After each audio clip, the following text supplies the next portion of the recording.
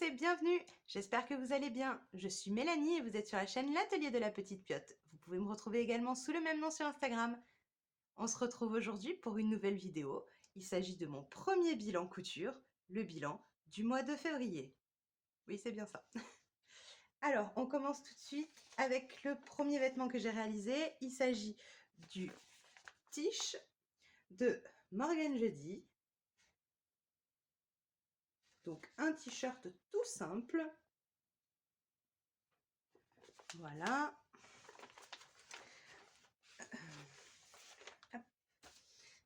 Donc, c'est une difficulté 1.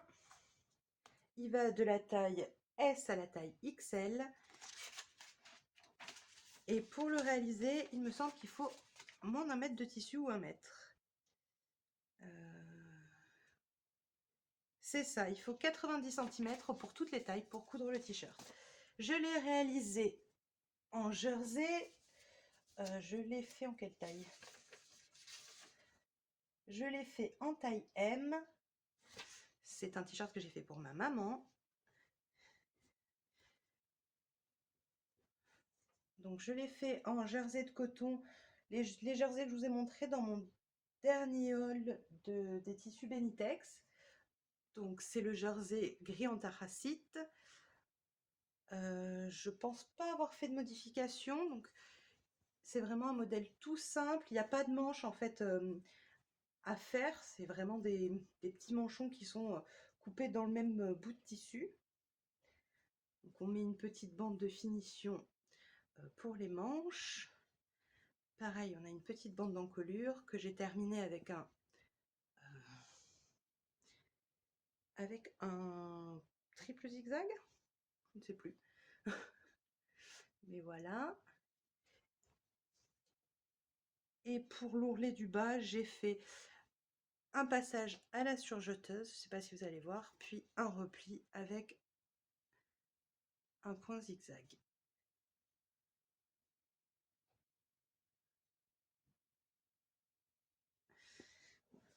Voilà, alors c'est une super réalisation, vraiment très rapide.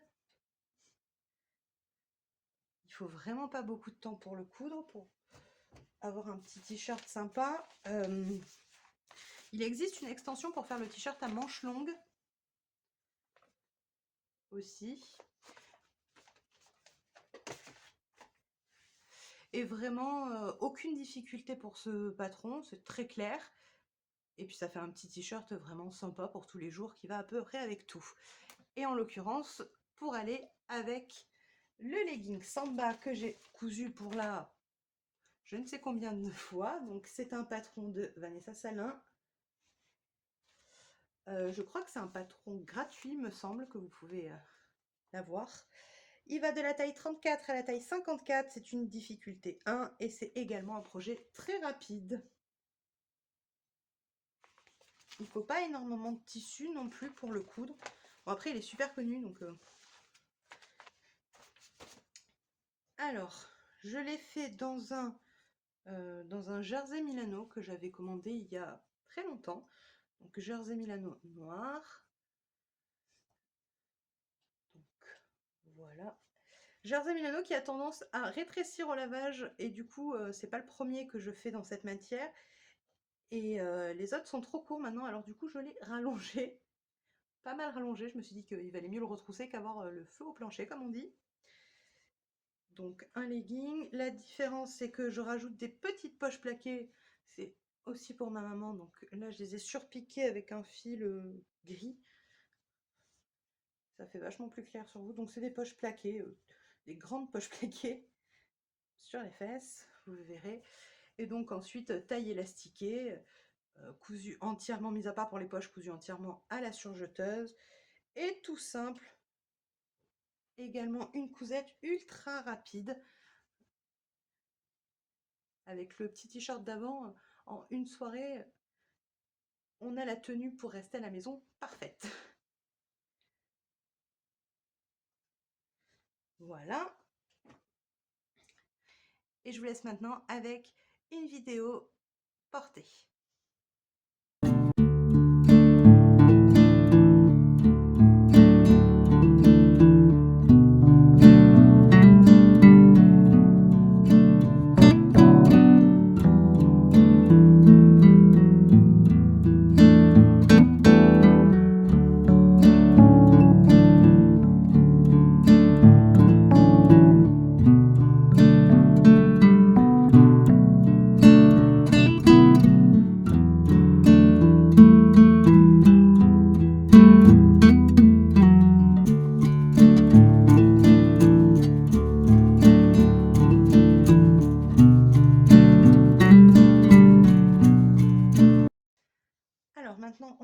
suite,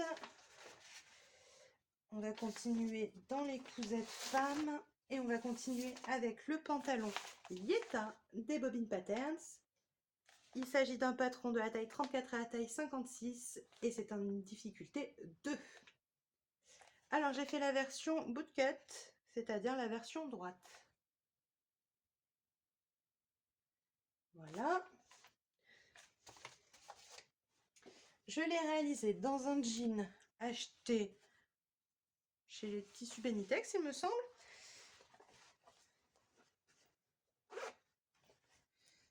C'est la deuxième fois que je réalise ce pantalon et que je réalise un pantalon. C'est donc mon premier pantalon avec une fermeture éclair. Donc en jean, voilà ce que ça donne. Le devant, le dos, il est un peu froissé. Les jambes. Du coup, vous avez des petites poches sur les côtés que j'ai décidé de faire dans une polyviscose, une chute que j'avais. On va pas s'attarder longtemps, il y a une vidéo dédiée à ce pantalon sur ma chaîne déjà. Donc un bouton,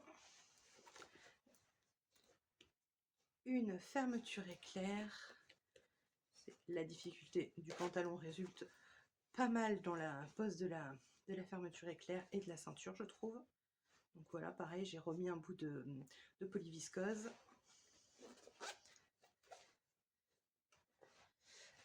Les passants, j'ai fait toutes les surpiqûres avec un fil jaune. Je ne sais pas si ça se voit ou pas, mais c'est le cas. Vous me croirez sur parole si vous ne le voyez pas. Voilà, il a vraiment une coupe sympa. Et je trouve que il a un beau tombé, il est joli, je l'aime beaucoup. Donc pareil, je vous laisse avec une vidéo portée du pantalon Yeta des Bobbin Patterns.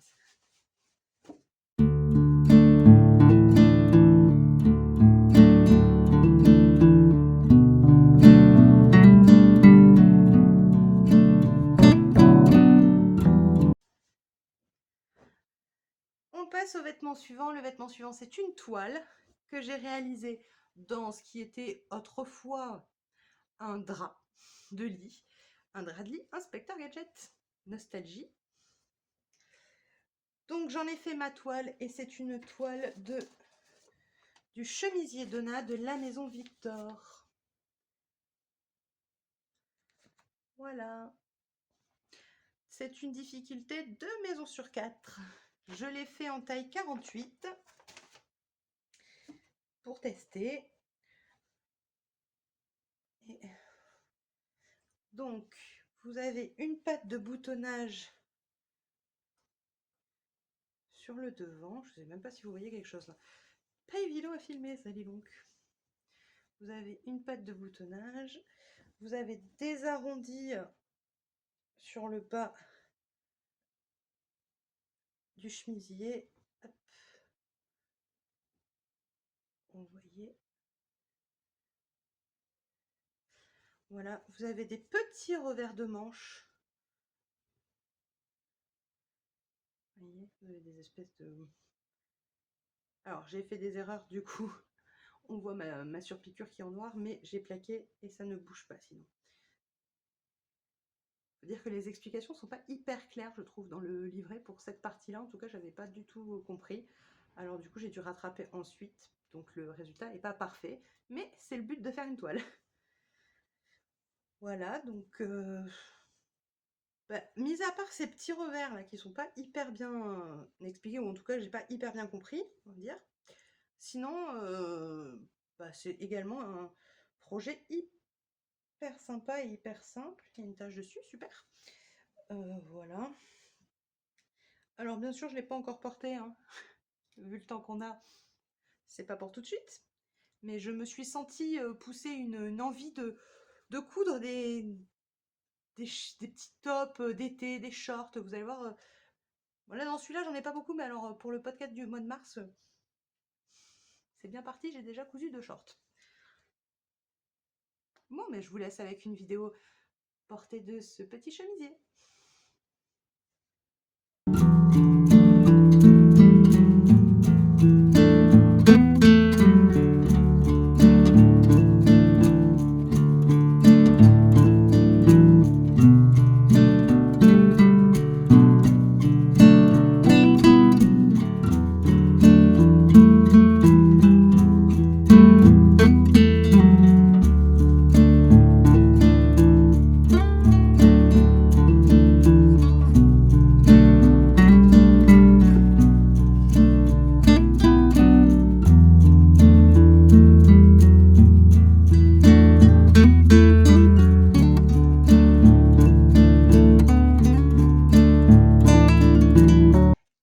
Et enfin, pour le dernier vêtement femme que j'ai cousu ce mois-ci, on va y passer très rapidement parce qu'il y a également une vidéo sur ma chaîne dédiée à ce projet. Il s'agit de la robe salopette Cerca de l'Americana Pattern.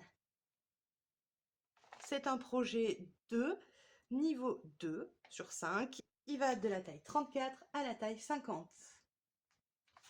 Je l'ai cousu dans un coton stretch de chez Butinette, acheté il y a moultes et moultes années.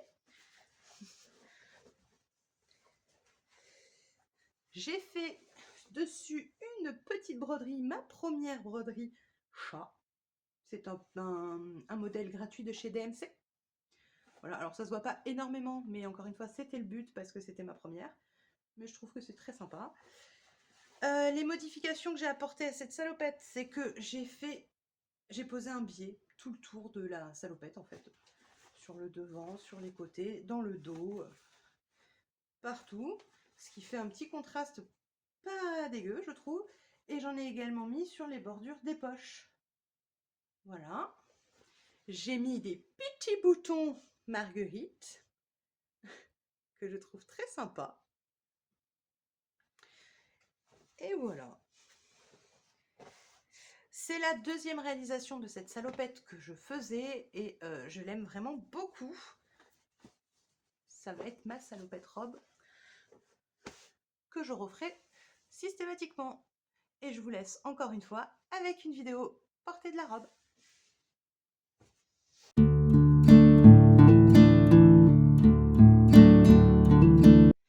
Et enfin, le dernier vêtement que j'ai cousu au mois de février, il s'agit d'un pantalon pour homme qui n'a pas de patron.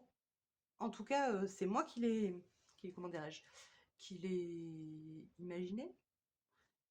Oui. C'est moi qui l'ai patronné, on va dire, si on peut dire ça comme ça. C'est un pantalon de jogging, alors ne nous emballons pas, c'est pas super compliqué à dessiner non plus. Hein. J'ai pris un ancien pantalon et j'ai redessiné les contours, on va dire, grosso merdo. Et comme c'est un tissu avec de l'élastique dedans, bah, forcément, il y avait peu de chances que je me loupe complètement. Donc, c'est un pantalon de jogging dans un jersey polaire de chez Benitex aussi, je crois. Voilà, donc motif camouflage. L'intérieur est uni comme ceci. Voilà. Donc c'est un pantalon de jogging, donc plutôt droit. J'ai mis une bande pour les chevilles qui resserre pas vraiment parce que c'était pas ce qu'on m'a demandé. Hein. C'est un pantalon pour mon frère et il ne voulait pas que ce soit resserré à la cheville, que ça le serre. Donc j'ai écouté. Je lui en ai fait des comme ça, je lui en ai fait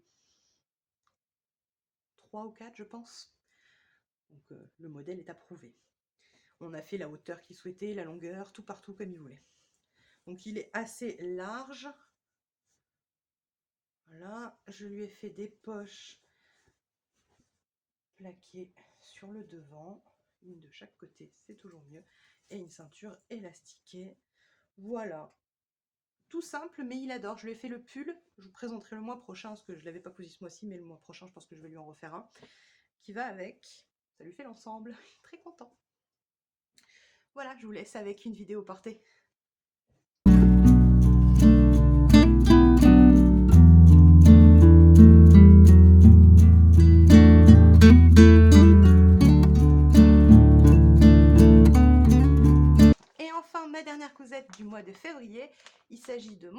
vous pouvez voir ici le buste de couture de chez Bootstrap Fashion.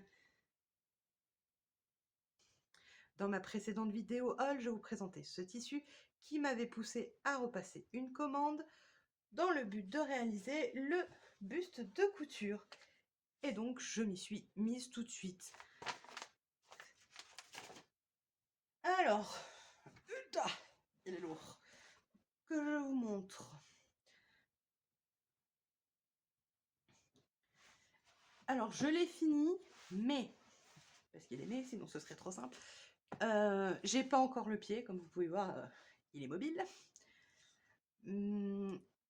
Et il va peut-être falloir que je le vide et que je le re-rembourre, tout simplement parce que j'ai utilisé à l'intérieur un tuyau, il faut un tuyau pour, on va dire, symboliser la colonne vertébrale, et il n'est pas tout à fait droit, ce qui fait que on peut, je sais pas si ça va se voir à la vidéo, mais mon buste n'est pas tout à fait droit non plus, donc ça vous posait un petit souci.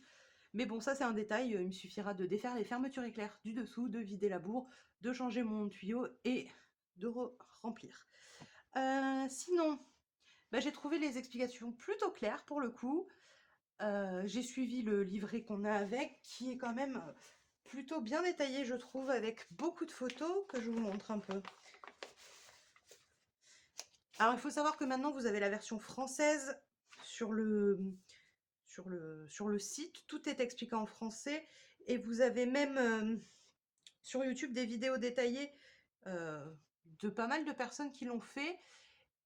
Et notamment la personne qui a traduit toutes les instructions, qui est Couture Positive. Je vous mettrai le lien de la chaîne de Eve, qui détaille tout, qui explique vraiment tout très très bien. Moi j'ai également suivi les vidéos de, ou la vidéo, je sais plus. J'ai également suivi les vidéos de la chaîne Thérapie Couture. Et vraiment, vous avez beaucoup d'infos en français avec des vidéos, des images et tout. Donc si vous avez envie de vous lancer, vraiment c'est accessible à tout le monde. Il n'y a pas de difficulté particulière à partir du moment où vous savez coudre droit, que vous maîtrisez votre machine à coudre, qu'elle ne vous fait pas peur. Il faut prendre son temps, il ne faut pas se précipiter, il faut avoir bien décalqué les pièces de patron, les avoir bien noté l'écran. Et ensuite, il n'y a pas de souci, vous avez envie de vous lancer, n'hésitez pas, c'est vraiment accessible à tout le monde, je trouve. Pour être honnête, je trouve que l'étape la plus compliquée, c'est le rembourrage. C'est la plus longue, la plus dure. Ouais, le reste, vraiment. Et donc, comme je vous disais, sur le livret, on vous accompagne, mais vraiment pas à pas, du début à la fin. Vous avez des photos pour chaque étape.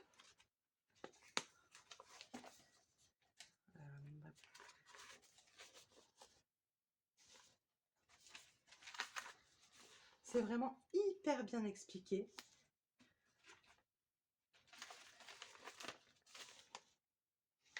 Vous avez quand même un livret qui fait 44 pages. Hein. Donc forcément...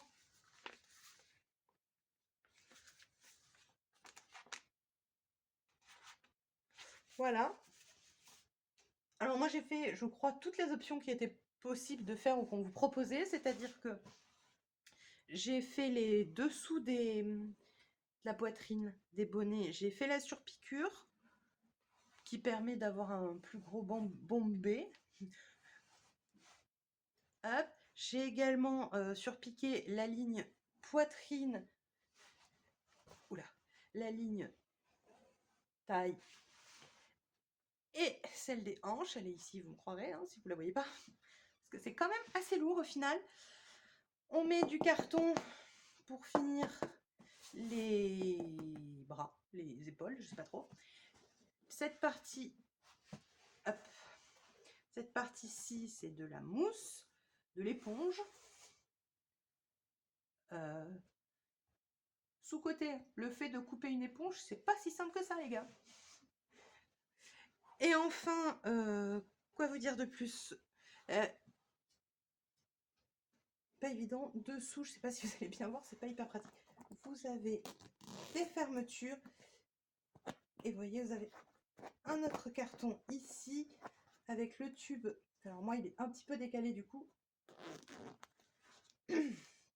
le tuyau, vous voyez, qui referme le truc et qui supporte la ouate pour pas qu'elle tombe. Voilà. Moi j'ai commencé donc par faire le buste aux mensurations de ma maman, pour qui vous avez pu le constater, je couds quand même pas mal. Et je trouvais ça important d'avoir un buste d'elle parce qu'en fait, elle n'est pas tout le temps avec moi. Et du coup, quand je suis en train de coudre quelque chose, que je dois aller lui faire essayer, attendre qu'elle puisse le mettre pour pouvoir prendre ses mesures et tout, c'est un peu chiant. Et puis ça me retarde pas mal dans la couture. Je suis obligée de faire des pauses et tout. C'est un peu contraignant. Ouf. Donc du coup, ouais, je voulais...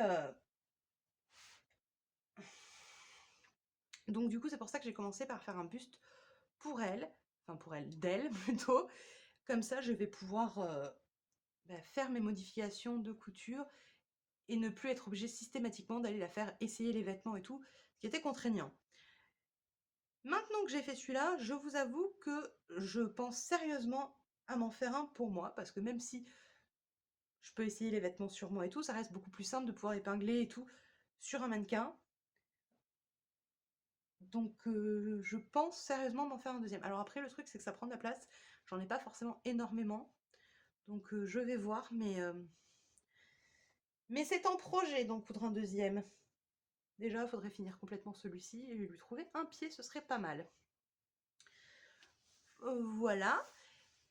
Sinon, j'ai cousu également un panier pour mon chien. Je vous l'avais filmé en vidéo, mon tuto de comment j'avais fait ça. Je vous remets des photos et des vidéos de ce projet.